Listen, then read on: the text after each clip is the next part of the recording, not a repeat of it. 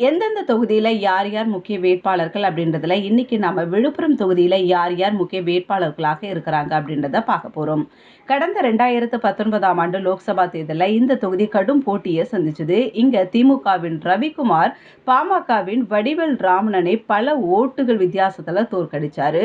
விழுப்புரம் லோக்சபா தொகுதி பலதரப்பட்ட மக்களை பிரதிபலிக்கக்கூடிய தமிழ்நாட்டோட முக்கிய தொகுதியாக பார்க்கப்படுது.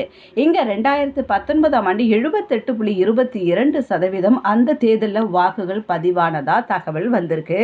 இங்க யார் யாரெல்லாம் முக்கிய வேட்பாளர்களா 2024 பார்க்கப்பட்டான்னு பார்த்தீங்கன்னா, அனைத்து இந்திய அண்ணா திராவிட முன்னேற்ற கழகத்திலிருந்து பாக்யராஜ், பாட்டாளி மக்கள் கட்சியிலிருந்து முரளி சங்கர் மற்றும் விடுதலை சிறுத்தைகள் கட்சியிலிருந்து ரவிக்குமார் இவங்கெல்லாம் களமிறக்கப்படுறாங்க.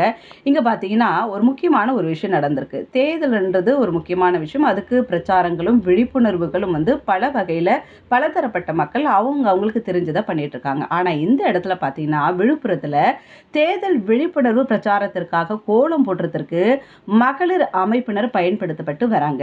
இவங்க அவங்களுடைய குழந்தைங்களுக்கு காலையில சாப்பாடு கூட செஞ்சு வைக்காம காலையிலேயே 5 மணிக்கே கிளம்பி விழுப்புரம் ஆட்சியர் அலுவலக வாசலுக்கு வந்து சேர்ந்து கோலம் போட ஆரம்பிச்சிருக்கிறாங்க.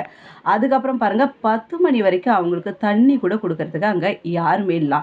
எதுக்கு எடுத்தாலும் மகளிர் சுய உதவி குழுக்கினரை அழைத்து மகளிரை அல்லல் பட வைக்கிறாங்க இந்த இடத்துல அப்படின்னு சொல்லிட்டு புலம்புறாங்க.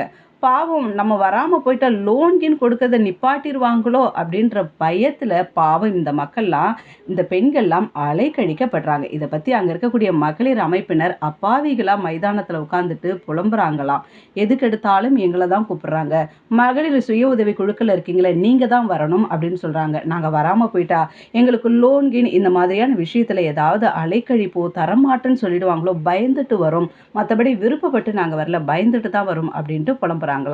மகளிர் சுய உதவி குழுக்கள் இப்படிப்பட்ட குழுக்களுக்கு மாவட்ட ஆட்சியர் நினைச்சா கண்டிப்பா லோன் சாங்ஷன் ஆகும் அப்படின்றது நிறைய பெண்களோட நினைப்பு. அதனால பயத்தின் அடிப்படையிலும் வற்புறுத்தலின் அடிப்படையிலும் நிறைய பேர் சம்மதிக்கிறாங்களாம். இதெல்லாம் ஒரு அநியாயமான செயலா இல்ல? அவங்களோட தேவைக்காக இப்படியா பெண்களை அலைக்கழிக்கிறது? ஆனா மக்கள் நினைச்சா எப்படிப்பட்ட தீர்ப்பையும் ஒரு வேட்பாளருக்கு கொடுக்க முடியும் அப்படின்றத அநேக பொறுப்பில் இருக்கிறவங்க உணரதில்ல.